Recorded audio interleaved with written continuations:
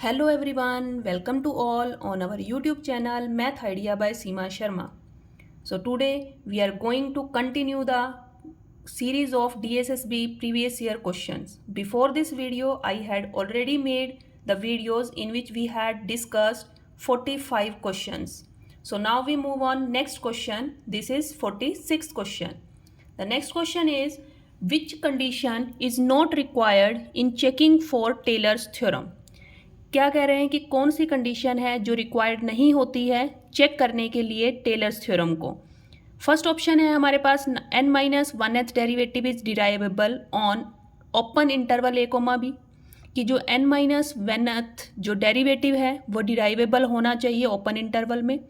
n minus one th derivative जो है वो कंटिन्यूस होना चाहिए closed interval a comma B में। f इज़ नेसेसरली बाउंडेड, कि जो f है वो हमारा बाउंडेड फंक्शन होना चाहिए। या फिर there exist a real number between A and B, कि यहाँ पर एक रियल नंबर जो है वो एग्जिस्ट करे ए एंड बी के बीच में।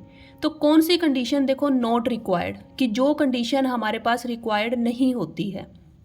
फर्स्ट कंडीशन रिक्वायर्ड होती है, हम टेलर्स थ्योरम को चेक करने के लिए पहले चेक करेंगे उसका n minus one th derivative.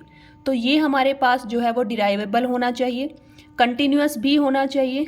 ये वाली जो कंडीशन है that means f is necessarily bounded, ये कंडीशन जो है वो हमारे पास रिक्वायर्ड नहीं होती है टेलर्स थ्योरम को चेक करने के लिए। बाकी ये जो तीन कंडीशंस है ये हमारे पास क्या होती हैं, रिक्वायर्ड होती हैं चेक करने के लिए। So next question is the oscillation of a bounded function f on an interval a comma b is the dash of the set f of x minus f of y।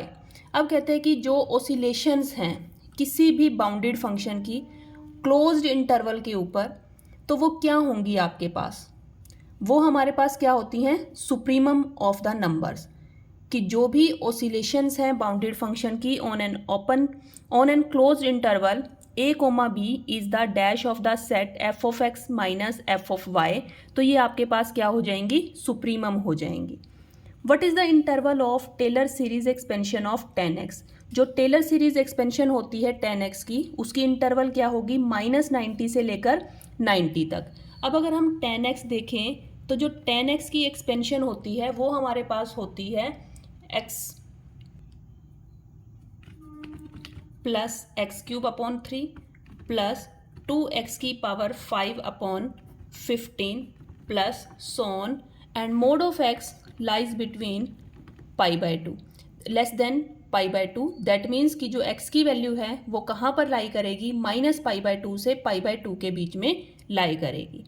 Next आपके पास है the function which are present on one side of Green's theorem are of which kind, कि जो functions present होते हैं Green's theorem में one side पे वो क्या किस टाइप के फंक्शंस होते हैं। ये फंक्शंस आपके पास होंगे continuous partial derivatives. That means जब हम ग्रीन्स थ्योरम को लिखते हैं, ग्रीन्स थ्योरम को हम किस टाइप से लिखते हैं, ये आपके पास क्लोज्ड इंटरवल होगा, मीन्स किसी इंटेग्रल हम लेंगे on a closed curve C के ऊपर, ये आपके पास आ जाएगा पी डी एक्स प्लस में q d y is equals to, then हम लेकर चलेंगे सरफेस इंटेग्रल पर, सरफेस इंटेग्रल पर ये आ जाएगा करली क्यू अपॉन में curly x minus curly p upon में curly y d x d y. तो यहाँ पर हमारे पास आपने देखा कि जो p एंड q हमारे पास थे उनके पार्शियल डेरिवेटिव्स जो हैं वो हमारे पास क्या होते हैं, एग्जिस्ट करते हैं, continuous partial derivatives. Now next is which theorem is valid in calculating integral for a multiple connected domain are, कौन सी थ्योरम है जो वैलिड होती है हमारे पास कैलकुलेट करने के लिए मल्टीपल कनेक्टेड डोमेन आर में। तो ये थ्योरम, ये हमारे पास थ्योरम कौन सी रहेगी, ग्रीन्स थ्योरम ही रहेगी जो वैलिड होती है calculating integral for a multiple connected domain R. This is the Green's theorem. Now next question is tick the correct statement, हमें बतानी है कि कौन सी जो स्टेटमेंट है वो करेक्ट है। फर्स्ट ऑप्शन है हमारे पास every monotonic increasing function is not Riemann integrable, कि जो मोनोटोनिक इंक्रीजिंग फंक्शन होंगे वो रीमान इंटीग्रेबल नहीं होंगे? It is wrong. अगर मोनोटोनिक इंक्रीजिंग फंक्शन है तो वो रीमान इंटीग्रेबल होंगे। सेकंड है हमारे पास every continuous function is not Riemann integrable. जो भी हमारा कंटिन्यूअस फंक्शन होता है वो हमारा रीमान इंटीग्रेबल होता है। If function is increasing in interval it is not increasing in each of its सब इंटरवल। अब आप देखो, अगर किसी भी इंटरवल में कोई फंक्शन कंटिन्यूअस है तो वो उसके सब पार्ट्स में सब इंटरवल में भी वो क्या होगा? कंटिन्यूअस होगा। तो this is also wrong. Next दे रखा है आपके पास every continuous function is Riemann integrable. Yes, this is the correct statement कि हमारे पास जो भी कंटिन्यूअस फंक्शन होता है वो रीमान इंटीग्रेबल होता है। Now next question is find the simultaneous limit of the function y sine 1/x। अब हमें साइमल्टेनियस लिमिट निकालनी है। साइमल्टेनियस लिमिट कैसे निकालेंगे? साइमल्टेनियस लिमिट का मतलब है limit x, y approaches to 0, 0 और इस फंक्शन पर अप्लाई करेंगे हम y साइन 1/x। तो आप देखेंगे जब आप y पर लिमिट अप्लाई करेंगे और फिर आप किस पर अप्लाई करेंगे? x पर अप्लाई करेंगे, तो आपके पास आंसर क्या आएगा? y पर लिमिट अप्लाई करते हैं, दैट मीन्स 0 आ जाएगा।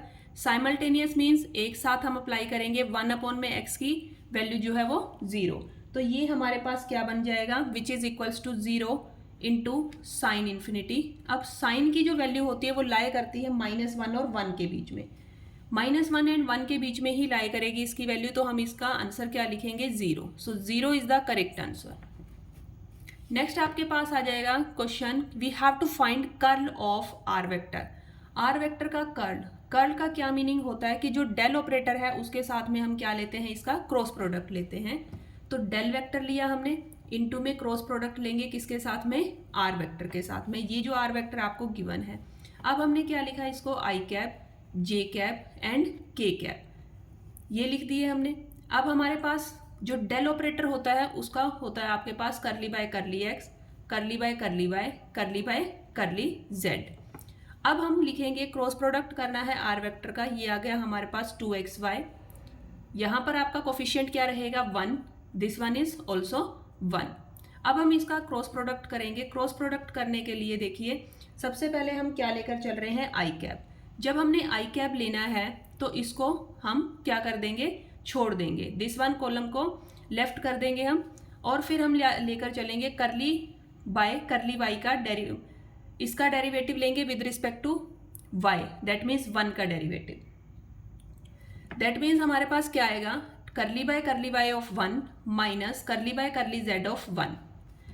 इसी टाइप से माइनस में जे कैब लेंगे। जे कैब में क्या होगा?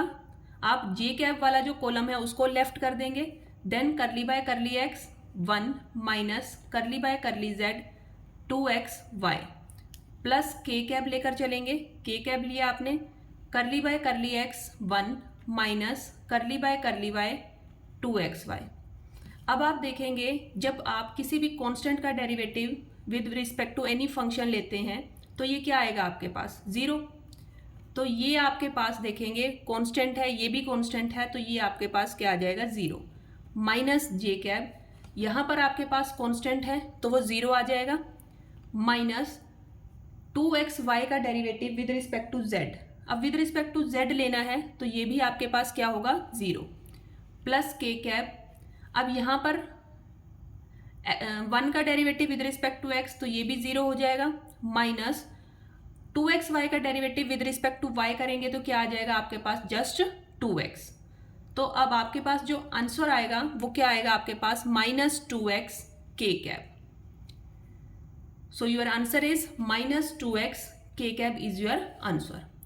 सो कर्ल निकालने के लिए आपको ध्यान रखना है कि आपको डेल के साथ में क्या करना होता है? क्रॉस प्रोडक्ट करना होता है, तो आपका जो है वो कर्ल आ जाता है। नेक्स्ट क्वेश्चन है अब हमारे पास, the sequence given by interval 0,1 is. जो सीक्वेंस क्लोज्ड इंटरवल में गिवन होती है वो सीक्वेंस हमारी कैसी होगी? वो सीक्वेंस हमारी होगी bounded sequence.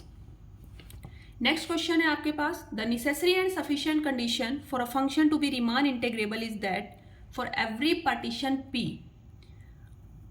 for every epsilon greater than 0, which of the following condition must occur। अब कहते हैं जो नेसेसरी एंड सफिशिएंट कंडीशन हमें बतानी है कि कोई भी फंक्शन जो है वो रीमान इंटीग्रेबल कब होगा, कि हर पार्टीशन P के लिए and for every epsilon greater than 0 क्या कंडीशन जो है वो वैलिड होनी चाहिए। तो हमारी जो कंडीशन है वो वैलिड होनी चाहिए UFP minus LFP is less than क्या होना चाहिए, आपके पास एप्सिलॉन होना चाहिए। ये हमारे पास क्या होता है, अपर रीमान सम, और ये हमारे पास क्या होता है, लोअर रीमान सम, कि जो हमारे पास UFP है वो हमारे पास होता है अपर रीमान सम, और जो हमारे पास LFP है वो होगा हमारे पास लोअर रीमान सम। तो इन दोनों का डिफरेंस जो है वो हमारे पास लेस देन एप्सिलॉन आना चाहिए। तो यही हमारे पास नेसेसरी एंड सफिशिएंट कंडीशन होती है किसी भी फंक्शन के रीमान इंटीग्रेबल होने के लिए। Now next question is which statement states that every complete metric space is of second category. This is direct theorem based question, कि कौन सी स्टेटमेंट है जो हमें ये स्टेट करती है कि जो हर कंप्लीट मीट्रिक स्पेस होगा इज ऑफ सेकेंड कैटेगरी। तो ये हमारे पास थ्योरम होती है Baire category theorem. This one is Baire category theorem.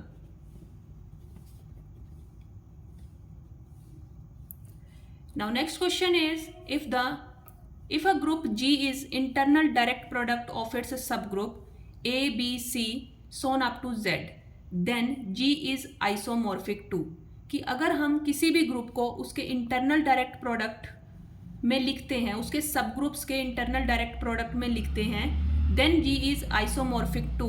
तो जो G है वो हमारे पास आइसोमॉर्फिक होगा किसके, एक्सटर्नल डायरेक्ट प्रोडक्ट के, external direct product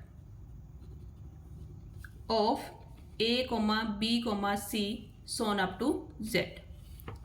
Now next question is every element of a group G when expressed as internal direct product of A, B, C, so on, if and only if every element is uniquely expressed as, means कि अगर हमने क्या लिया, group का कोई भी element लिया, मतलब ग्रुप के एवरी एलिमेंट को हम इंटरनल डायरेक्ट प्रोडक्ट की फॉर्म में लिख सकते हैं, इफ एंड ओनली इफ, लेकिन कंडीशन क्या रहेगी, every element is also uniquely expressed as the product, कि जो एलिमेंट होगा उसको भी हम इस टाइप से एक्सप्रेस कर सकते हैं, that is G is equals to A dot B dot C, that means product की फॉर्म में हम उस ग्रुप को भी, ग्रुप के एलिमेंट को भी लिख सकते हैं, यूनिकली एक्सप्रेस्ड कर सकते हैं।